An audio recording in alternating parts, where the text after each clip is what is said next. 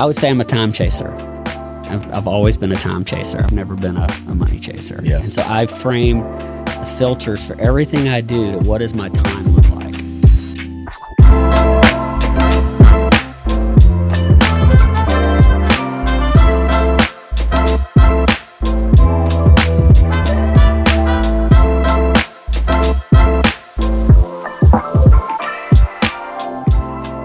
Well, I've got my good friend here, Trey Bollinger. Thanks for coming, bro. Glad to be here, man. Yeah, I really appreciate you making the time. So how long have we known each other now? I'm not good with dates, man. I'm like... I would say it's about 6 years. 6 years now? Yeah. You remember when we first met? Ish. Oh, yeah. Where was it? Sean's house. Okay, it was. Yep. Yep. You were impressed with me because of a deer. It was, yeah. We'll get to that part later. Yeah, giant yeah, buck. It was. Well, we'll talk about something later. Mhm. There's no way that you and I can't talk about hunting. This is a money and wholehearted podcast, just so you know. It's not a hunting podcast. Okay. I just need to make sure you know that, okay? Hey, so question I have for you, and this is something I know some of your story, but I don't know the whole thing. Okay. So this is a great excuse for us to get to know each other better. What were some of the belief systems that you inherited growing up about money? Because, you know, I think you have a pretty amazing story. Yeah. And I would love to hear a little more of that. Yeah, I was fortunate. My dad, real hero, of course, my hero, was able to watch my dad's life, and he built wealth. He was a high school dropout and ended up landing in the oil field, which in South Louisiana, that's primary industry. That's why Louisiana should be one of the wealthiest, states there are, but it's corrupt, corrupt politics and government. And that's an industry people generally have a short lifespan in. And so my dad's done 50 years in that industry and started from just being a hard worker on to hundreds of employees, on to a handful of companies, international companies, 27 LLCs, 1,000 head of cows, giant deer hunting ranch, recreational properties all over. So that it was cool for me to grow up watching my dad, and I worked for my dad, and I launched businesses under my dad. I sat in financial meetings from the time I was young, and so that his faith was primary because he knew he wasn't talented today. My dad couldn't probably write a formal letter.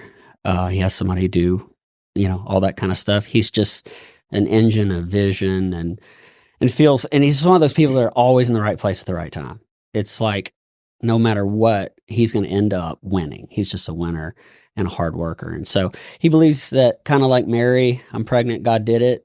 That's the story. Mm-hmm. And every time I've heard him tell his story, it's pretty much like God, love your wife, just simple things. Yeah, I love that. It's never this complex, like I got all this secret sauce. It's more just like love God, love your wife, trust the Lord. I love that.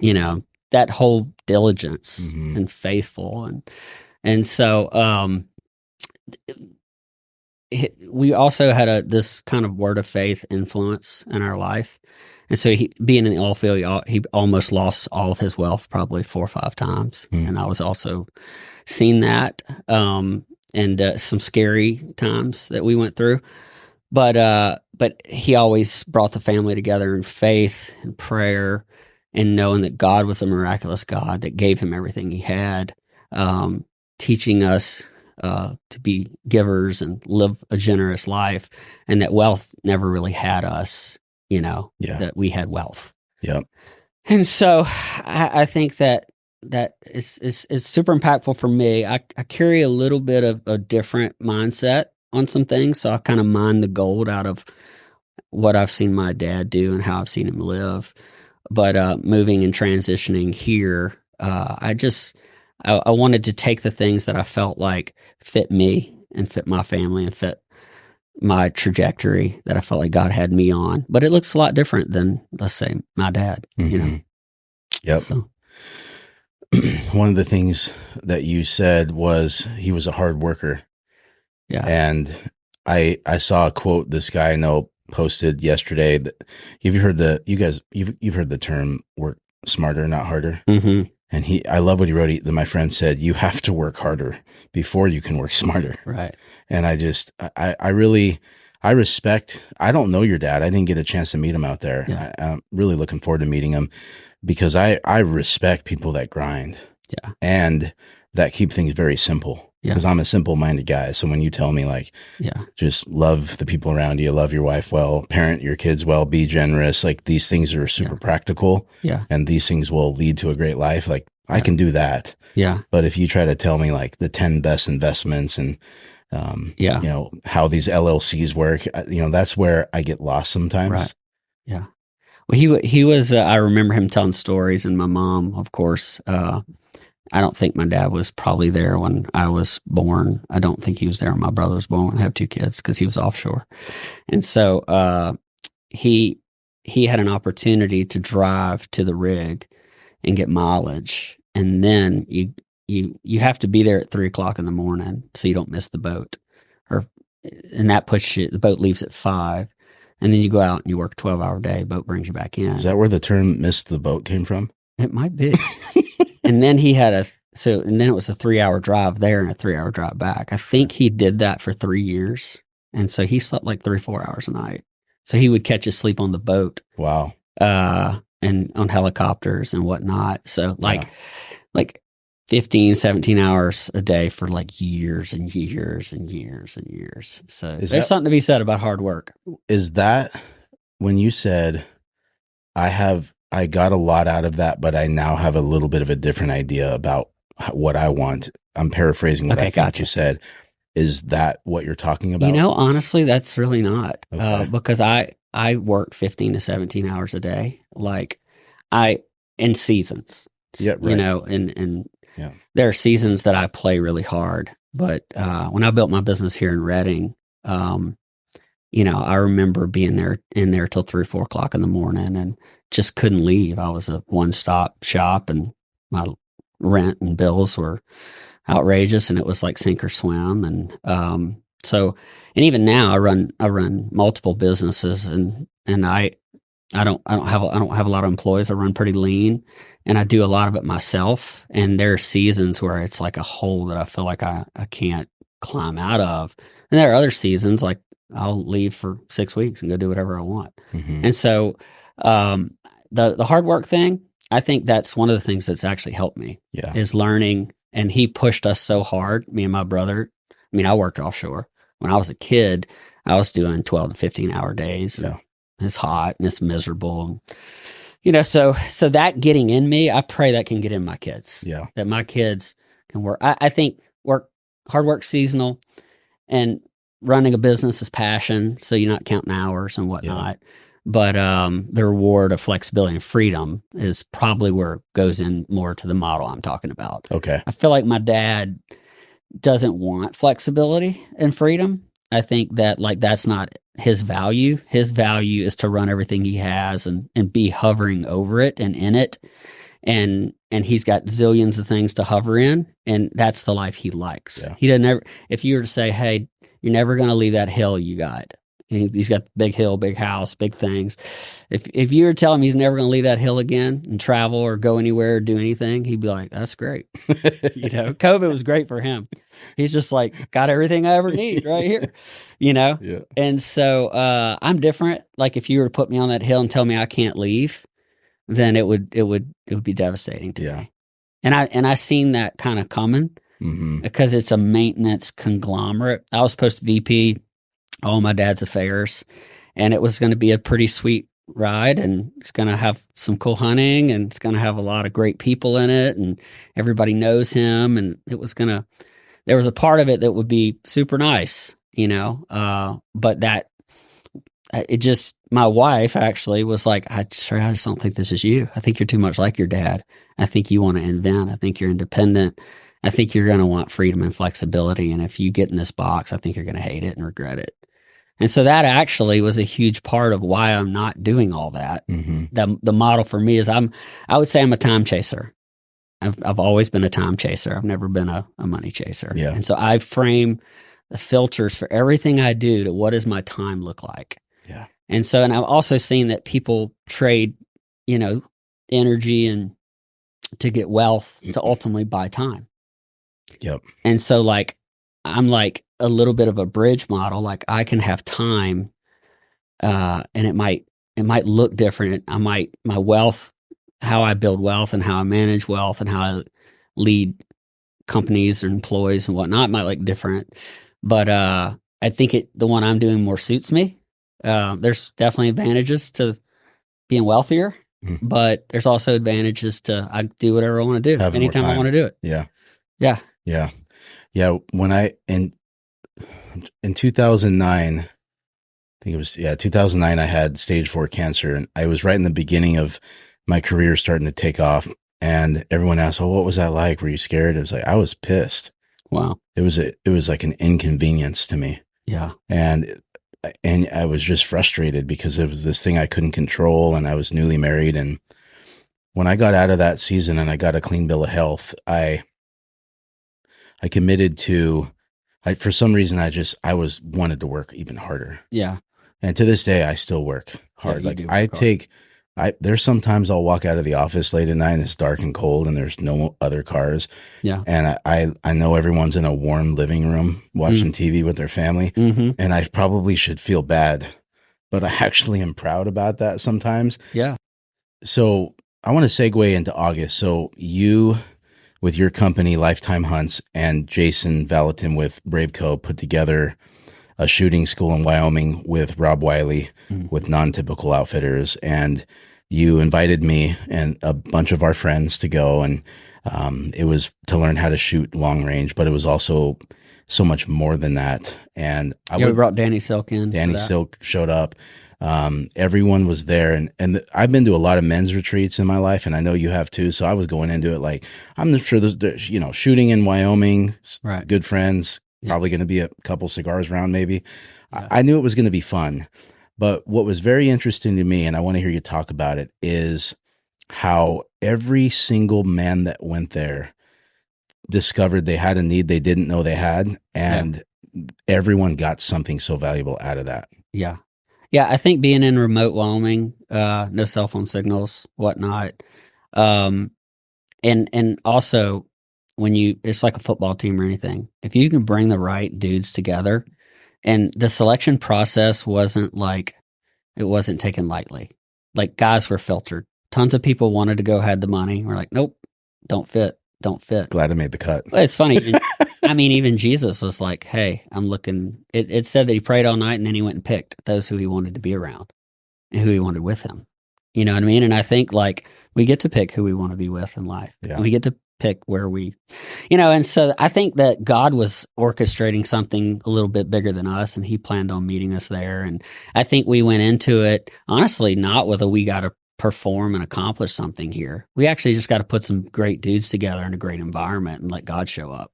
And I think God did show up. I think that like you can't give credit to Rob or Brave Co. or me or whatever. We had a little part to play in it, but there was some God soup just kind of being brewed, on that mountain.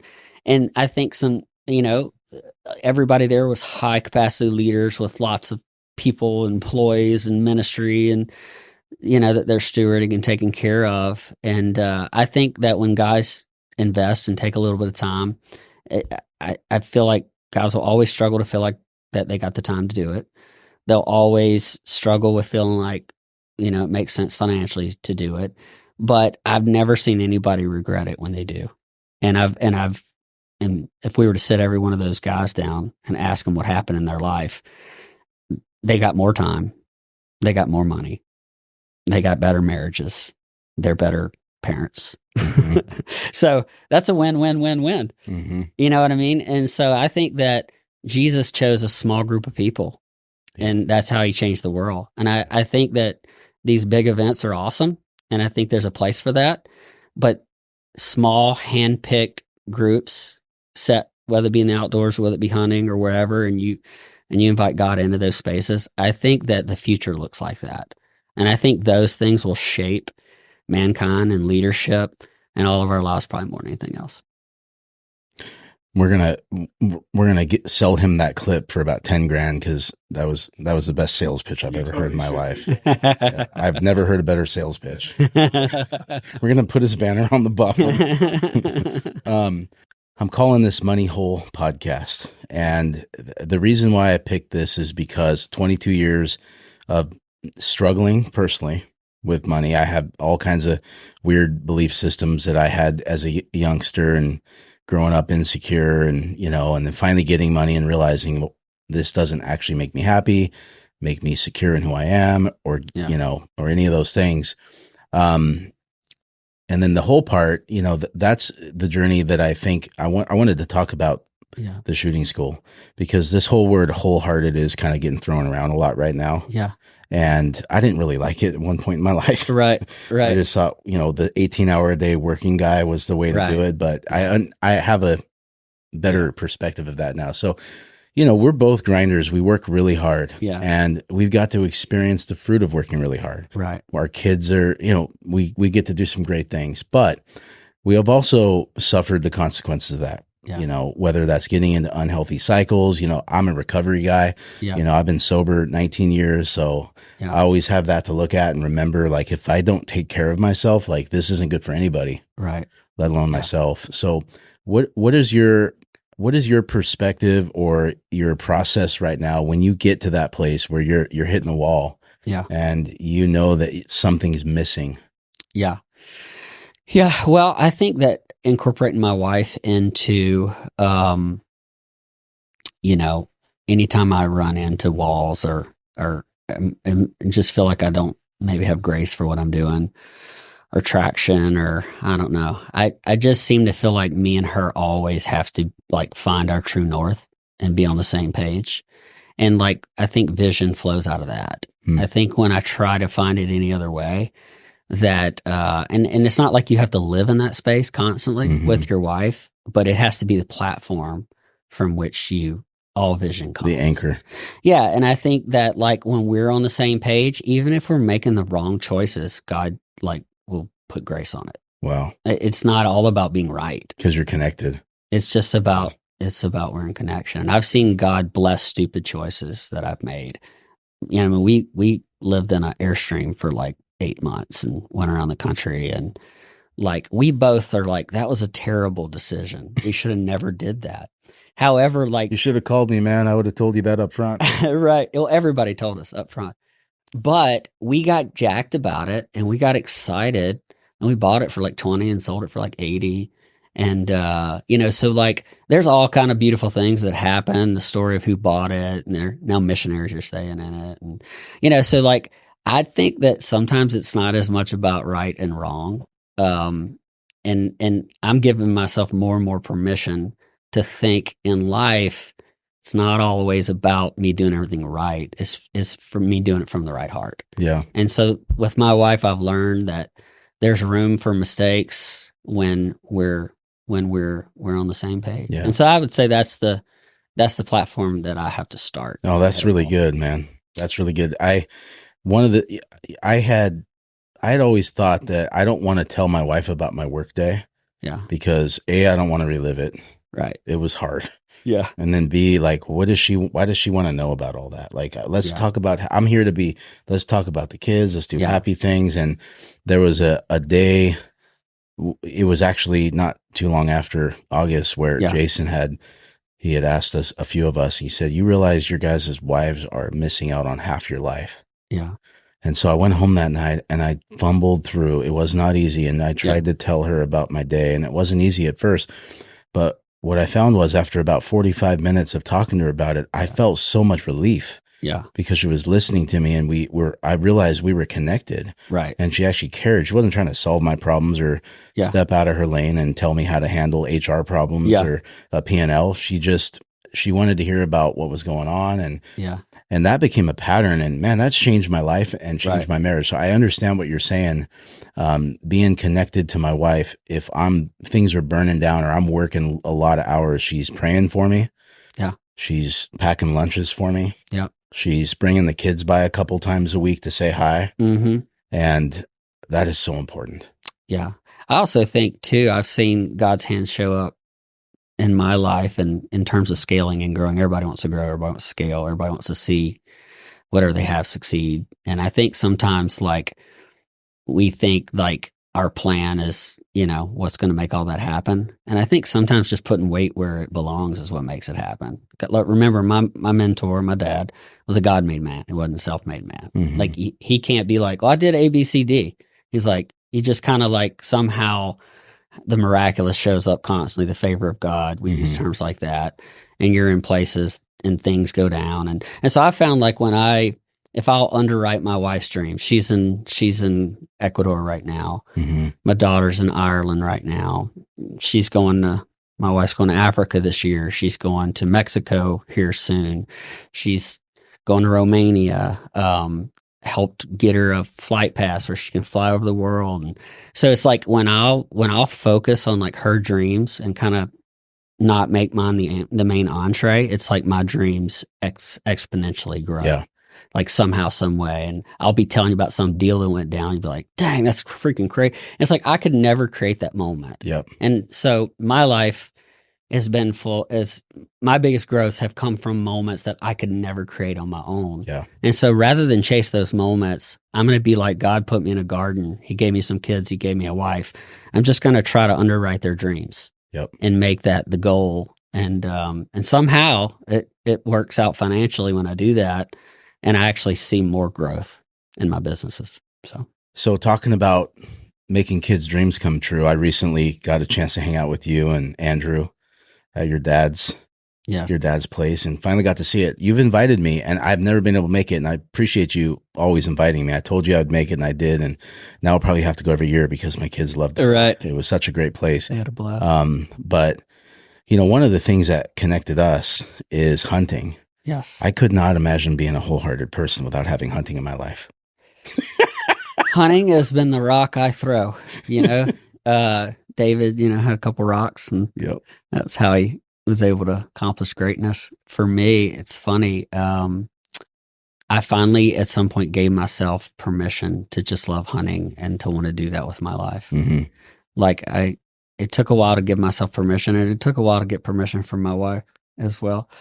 But it's probably about 1.5 years or 2 years ago, like I've got full permission to pursue this dream. And some of the people I've met, the relationships I have, the lives that have been changed, the shooting school, has all been because I've been able to lean into that space. Mm-hmm. And man, I've had the privilege of being with some of the greatest people in the world because of hunting. Matter of fact, I mean, even Fob will tell you, like in the Bethel community, I don't think I would know anybody if I wasn't a hunter. Yeah. But somehow I've become like the hunter in the Bethel community. Yeah. I've taken all the pastors hunting. And it is like the glue that actually bonded me to this community. Yeah. To you. Yeah. That's why we're sitting here. Yep. It's probably got a lot to do with how everybody I know, everybody I hang out with. And at some point my wife had to be like, I mean, just keep hunting. Every business deal I've done, like hunting somehow. Yeah. And it always had its claws deep in my soul. And I finally just quit fighting it. Yeah. And so it's beautiful to be able to pursue the thing that you're that I never get tired of. Yeah. It never, I mean, I get wore out, don't get me wrong. And then it creates like friendship, like the shooting school, we're being like 7th grade schoolboys. I mean, we're just goofing and we're just a mess. And hunting is one of the things that allows you to kind of just be loose. Return to being a child, man. Be a child, yeah. I was with my kid all day. We're getting ready for turkey hunting, and all of his clothes had to come off before he get my truck. He's mud head to toe. He just had fever for a week. Don't tell mom, but there's something about being in the outdoors and hunting and whatnot, whether it's kids, whether it's friends, whether it's leadership. It's just got that. There's nothing like it. Yeah. No, my story is the same as yours. I've been here my whole life, and I met Sean. Yeah. And Sean invited me hunting, and I finally took him because he was such a great supporter of me when he was here. Yeah. And he introduced me to Andrew and all these different people, and I actually took him out hunting, and he said, "Can I bring a few friends?" Yeah. And so he brought Andrew. Yeah. He also brought this goofy dude from the UK. Yeah. named Fob. It's Fob. Fab. By the way. We go out there hunting and I smoke cigars, you know. Yeah. So I ended up pulling a few out, and these guys look at me like, "You got an extra?" And all of a sudden I discovered that these guys all hunt, they love God, they do business stuff, and they like cigars, and you know, the rest was history. Here we are today. And in hunting, it causes you to reconvene. Yeah. It isn't something that's one and done. You do it, and then you do it again. Yeah. And then you do it again, and then you do it again. So, oh yeah. Well, the last thing I'll say about hunting, just for those of you that don't hunt, what we're talking about is recreation. And one of the most healing things for me, if I'm burned out, is to get a day away in the woods. And it isn't about killing anything, man. It's just getting away from all the noise, and getting somewhere where I can think, where I can, you know, focus. Well, in closing, thank you for doing this. Any last thoughts? Yeah, I'm excited about what you're doing. I've had a dad that I could pull info from and ask questions and get on the phone anytime I need, and whether it be financial or life or whatever. But like you're the other person that I call when I need just to talk to somebody, deal flow, property, real estate, finances, friendship. And so to see you engaged in this space, like you're just one of those people I put it in a very special place, and to make yourself accessible like this, where people can learn and grow. I just think this is awesome, man. Thank you. And I respect you so much. And I know that you've got the experience, the bruises, but yet you're still young. Like it's going to be interesting to see where this goes and how many people really do become whole from hearing what you have to say. I appreciate that, man. Thanks. Well, thanks for watching. Don't forget to like, subscribe, download, and please leave us a comment.